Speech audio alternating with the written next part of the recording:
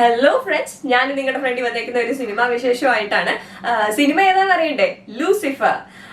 ഞാൻ ആദ്യത്തെ first day തന്നെ സിനിമ കണ്ടു. അപ്പോൾ സിനിമയെ കുറിച്ചുള്ള എൻ്റെ അഭിപ്രായം ചോദിക്കുവാണെങ്കിൽ ഒരു ക്ലാസ് മൂവി. ക്ലാസ് ഉണ്ടെങ്കിൽ ഞാൻ ചുമ്മാ പറയുന്നതല്ല കേട്ടോ. സിനിമയിലെ എല്ലാ എലമെന്റ്സും, ഡയറക്ഷൻ, ആക്ടിങ്, സിനിമാറ്റോഗ്രാഫി, മ്യൂസിക് എല്ലാം പക്കയായിട്ട് അല്ലെങ്കിൽ ഒരു നല്ല സ്റ്റാൻഡേർഡ് ആയിട്ട് ചെയ്തിട്ടുണ്ട്. പൃഥ്വിരാജ് ഡയറക്ഷനിൽ ഇറങ്ങുന്ന ആദ്യത്തെ മൂവിയാണ് ലൂസിഫർ.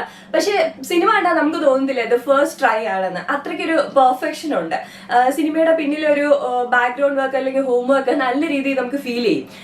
ഒരു എന്താ പറയുക, എന്താണ് ചെയ്യുന്നതെന്ന് കൃത്യമായ രൂപവും ഭാവത്തോടെ ഡയറക്ട് ചെയ്ത മൂവി. അത് തന്നെയാണ് ചിലപ്പോൾ ലൂസിഫറിന്റെ വിജയരഹസ്യവും. സ്റ്റോറി ലൈൻ എന്ന് വെച്ചാൽ ഒരു out of bound story line ഒന്നുമല്ല. നമ്മൾ ഇതിനു മുന്നേ കണ്ടിട്ടുള്ള പോലത്തെ ഒക്കെ ഉള്ള ഒരു സ്റ്റോറി ലൈനാണ്.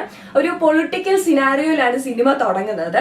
IUF എന്നൊരു പാർട്ടി, അതിന്റെ പ്രമുഖനായ ഒരു നേതാവ് PKR എന്ന നേതാവ് മരിക്കുന്നു. അപ്പൊ അടുത്തത് ആരിനി പദവിയിലേക്ക് വരും എന്നൊരു ചോദിച്ചു. ആ ഫാമിലിയെ രക്ഷപ്പെടുത്താനായിട്ടുള്ള എൻട്രിയാണ് ലൂസിഫർ എന്ന കഥാപാത്രം, അല്ലെങ്കിൽ ദ ഡെവിൾ. ഡെവിൾ ആണ് ശരിക്കും, ദൈവമല്ല എല്ലാവരും രക്ഷിക്കുക എന്ന് പറയുന്നത്. പക്ഷെ ഈ സിനിമയിൽ ഡെവിൾ ആണ് അവരെ എല്ലാവരെയും രക്ഷിക്കുന്നത്. അതെങ്ങനെ, അല്ലെങ്കിൽ സ്റ്റീഫൻ നെടുമ്പള്ളി എന്ന ഡെവിൾ, ദ ലൂസിഫർ, എങ്ങനെ PKR എന്ന ഫാമിലിയെ രക്ഷപ്പെടുത്തുന്നു എന്നതാണ് കഥ. സിനിമയുടെ ഏറ്റവും വലിയ ഹൈലൈറ്റ് ആണ് കാസ്റ്റിംഗ്. സ്റ്റീഫൻ നെടുമ്പള്ളിയ ലാലേട്ടൻ, പ്രിയദർശിനി രാംദാസ് എന്ന ക്യാരക്ടറിൽ മഞ്ജു ചേച്ചി, ഗോവർദ്ധൻ എന്ന ക്യാരക്ടറിൽ ഇന്ദ്രജിത്ത്, PKRന്റെ ഇളയ മകനായി ടൊവിനോ, പൃഥ്വിരാജ്, പിന്നെ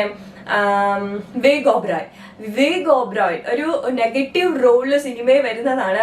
വിവേക് ഓബ്രോയ് ഒരു നോർത്ത് ഇന്ത്യൻ ആക്ടറിന്റെ ഭാഗത്ത് നിന്ന് ഇങ്ങനെ ഒരു ആക്ടിങ് ഞാൻ ഒട്ടും പ്രതീക്ഷിച്ചില്ല. എനിക്ക് തോന്നുന്നു വിവേക് ഓബ്രോയുടെ കരിയറിലെ ഏറ്റവും one of the best performance എന്ന് തന്നെ പറയാം. ലാലേട്ടന്റെ സ്റ്റാർഡമായിട്ട് കമ്പയർ ചെയ്യുമ്പോൾ, അല്ലെങ്കിൽ അതുമായിട്ട് നിൽക്കുമ്പോൾ വിവേക് ഓബ്രോയ് ആണ് നെഗറ്റീവ് റോൾ ചെയ്യുന്നത്. എനിക്കൊരു എന്താ പറയാ, അത്ര പോരായിരിക്കുമോ എന്ന് തോന്നി. പക്ഷെ ആ സ്റ്റാർഡുമായി കട്ടയ്ക്ക് നിൽക്കുന്ന ആക്ടിംഗ് ആണ് ബോബി എന്ന ക്യാരക്ടർ അവതരിപ്പിച്ചിരിക്കുന്ന വിവേക് ഓബ്രോയ്. പിന്നെ പ്രിയദർശിനി രാംദാസ് എന്ന ക്യാരക്ടർ മഞ്ജു ചേച്ചിയുടെ സിനിമയിലേക്കുള്ള തിരിച്ചുവരവിന് ശേഷം ചെയ്ത ഒരു സ്ട്രോങ് ആൻഡ് ബോൾഡ് ആയിട്ടുള്ള ഒരു ക്യാരക്ടർ എന്ന് വേണം പറയാൻ. ഒരു പ്രിയദർശിനി രാംദാസ് ഒരു സ്ട്രോങ് വുമൺ ആണ്. പക്ഷെ ജീവിതത്തിൽ പറ്റിയൊരു അബദ്ധമായിരുന്നു ബോബി. ഈ ബോബിയാണ് തന്റെ കുടുംബത്തിനെ ഇങ്ങനെ ചതിച്ചുകൊണ്ടിരിക്കുന്നതെന്ന് അറിയുമ്പോൾ ഉള്ള ഒരു എക്സ്പ്രഷൻസ് ഇല്ലേ, ആ ബോബിയോട് കാണിക്കുന്ന ദേഷ്യം, ആ ഒരു എക്സ്പ്രഷൻ. ദെൻ ബോബി ഇതെല്ലാം വേണമെന്ന് വെച്ച് ചെയ്തതാണ്. അല്ല, ബോബിയുടെ ആ തിരിച്ചുള്ള റിയാക്ഷൻ കാണുമ്പോൾ ഉള്ള മഞ്ജു ചേച്ചിയുടെ അതിശയം, ആ ഒരു നിസ്സഹായാവസ്ഥ, അതൊക്കെ എക്സ്പ്രസ് ചെയ്തിരിക്കുന്ന രീതി ഒരു രക്ഷയില്ല. മഞ്ജു ചേച്ചിയെ കൊണ്ട് മാത്രമേ അത് ഇത്രയും പെർഫെക്ഷൻ ആയിട്ട് ചെയ്യാൻ പറ്റത്തുള്ളൂ. സിനിമയിൽ എന്റെ ശ്രദ്ധയിൽപ്പെട്ട വേറൊരു കാര്യമുണ്ട്. PKR എന്ന പ്രമുഖൻ മരിച്ചു. സംസ്കാര ചടങ്ങിന് ആൺമക്കൾ ആരും എത്തിയിട്ടില്ല. അപ്പം ചിതയ്ക്കാര് തീ കൊളുത്തുമെന്ന ക്വസ്റ്റ്യൻ വരുന്നു. പ്രിയദർശിനി എന്ന മൂത്ത മകൾ പറയുന്നു ഞാൻ കത്തിക്കും എന്ന്. അപ്പൊ വർമാജി ഒരു ക്വസ്റ്റ്യൻ ചോദിക്കുന്നുണ്ട് പ്രിയദർശിനിയോട്, പെൺമക്കളോ എന്ന്. അപ്പൊ മഞ്ജു ചേച്ചിയുടെ തിരിച്ചുള്ള റിയാക്ഷൻ ഉണ്ട്, ഒരു എക്സ്പ്രഷൻ ഉണ്ട്. പെൺമക്കളോ എന്ന് തിരിച്ച് പ്രിയദർശിനി ചോദിക്കുന്നുണ്ട്. അപ്പൊ ആ ഒരു ക്വസ്റ്റ്യനിൽ തന്നെ എല്ലാം ഉണ്ട്, ആ ഒരു എക്സ്പ്രഷനിൽ തന്നെ എല്ലാം ഉണ്ട്. ആ അത്രയും ഒരു എന്താ പറയാ, ഒരു ഡീപ്പായിട്ടുള്ള ഒരു എക്സ്പ്രഷൻ ആണത്. ഇതുപോലെ ഇന്നത്തെ ജെൻഡർ ഇക്വാലിറ്റിയുടെ കാര്യത്തിൽ ഇതുപോലെ ഇൻസ്പയറിംഗ് ആയിട്ടുള്ള കാര്യങ്ങൾ സിനിമയിൽ ഉൾപ്പെടുത്തുന്നത് വളരെ നല്ലതാണ്. സൊസൈറ്റി ഒന്ന് ചിന്തിക്കും, ഇത് നമ്മുടെ ജീവിതത്തിൽ ഉൾപ്പെടുത്താൻ പറ്റുന്ന ഒരു ചേഞ്ച് അല്ലേ എന്ന്. സിനിമയിൽ പിന്നെ അപ്രീഷിയേറ്റ് ചെയ്യേണ്ട ആക്ടിങ് ഗോവർദ്ധൻ എന്ന ക്യാരക്ടർ അവതരിപ്പിച്ചിരിക്കുന്ന ഇന്ദ്രജിത്തിൻ്റെതാണ്. ഒരു ആ ക്യാരക്ടർ എന്ന് വെച്ചാൽ ഒരു ബുദ്ധി കൂടി നട്ട് ലൂസായ ഒരു ക്യാരക്ടർ, ഒരു സത്യാന്വേഷകനൊക്കെയാണ്. അപ്പം ഭയങ്കര ഒരു ബുദ്ധിജീവി.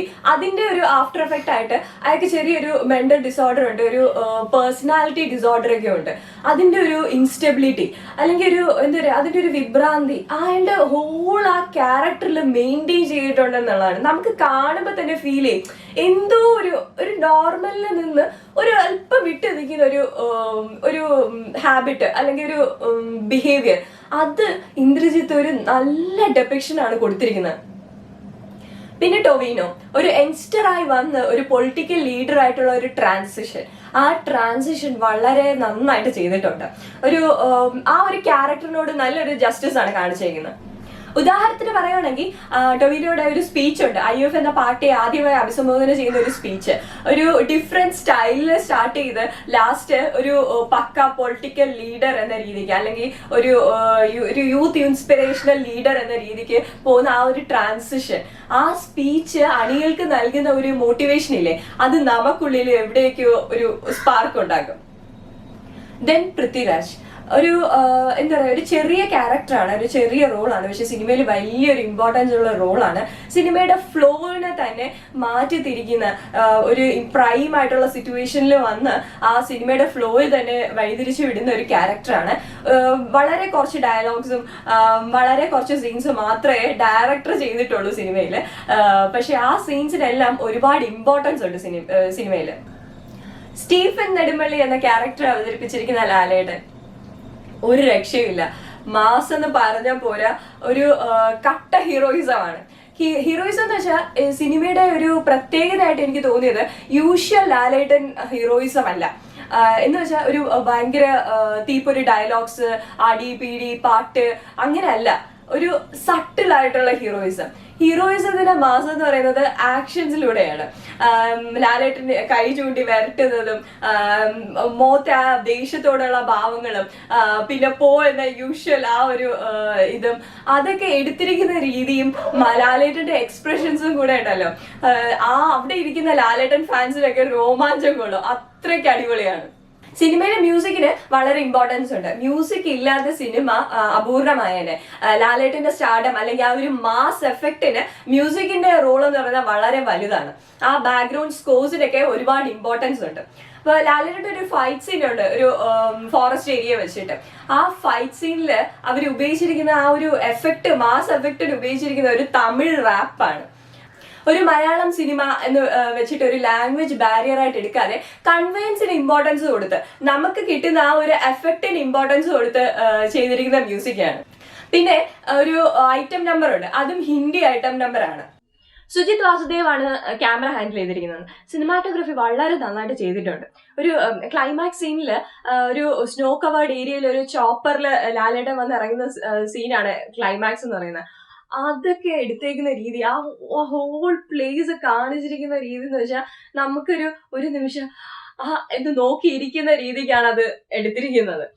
അത് മാത്രമല്ല, ലാസ്റ്റ് ഒരു ക്ലൈമാക്സ് അടുപ്പിച്ചൊരു ഫൈറ്റ് സീൻ ഉണ്ട്, ഒരു ചേരിയില്, മുംബൈയിലെ ഒരു ചേരിക്കകത്ത്. അത് എടുത്തേക്കുന്നതാണെങ്കിൽ ഹോൾ എല്ലാ സീനും ഒരു നല്ല പെർഫെക്റ്റ് ആയിട്ടാണ് ഓരോ സീനും എടുത്തേക്കുന്നത്. മുരളി ഗോപിയാണ് സ്ക്രിപ്റ്റ് ചെയ്തിരിക്കുന്നത്. ഞാൻ പറഞ്ഞില്ലേ, ഒരു സട്ടിൽ ഹീറോയിസം, അതൊക്കെ മെയിൻറ്റെയിൻ ചെയ്യുന്ന രീതിയിലുള്ള സ്ക്രിപ്റ്റ് ആണ്. ആവശ്യത്തിനുള്ള പഞ്ച് ഡയലോഗ്സ്, പിന്നെ ആ ഒരു സീനിന് ആപ്റ്റ് ആയിട്ടുള്ള സ്ക്രിപ്റ്റ് ആണ്. പിന്നെ ഈ പൃഥ്വിരാജ് മുരളി ഗോപി കോമ്പിനേഷൻ നല്ല രീതിയിൽ വർക്ക്ഔട്ട് ആയിട്ടുണ്ട്. അപ്പോ പ്രേക്ഷകർ എന്ന നിലയ്ക്ക് നമുക്ക് ഇവരുടെ കോമ്പിനേഷൻ ഇനിയും പ്രതീക്ഷിക്കാം. അപ്പൊ ഇതുവരെ ലൂസിഫർ കാണാത്ത എല്ലാവരും പോയി കാണുക. ഒരു മാസ് എന്റർടൈനർ ആണ് ലൂസിഫർ. ലാലേട്ടന്റെ ഹീറോയിസം ഇഷ്ടപ്പെടുന്നവർക്ക്, ഒരു നല്ല സിനിമ ആസ്വദിക്കാൻ ആഗ്രഹിക്കുന്നവർക്ക് ഒരുപോലെ ഇഷ്ടപ്പെടുന്ന മൂവിയാണ് ലൂസിഫർ. അപ്പൊ ഇനി അടുത്ത വീഡിയോയിൽ കാണുന്നവരെ ബൈ.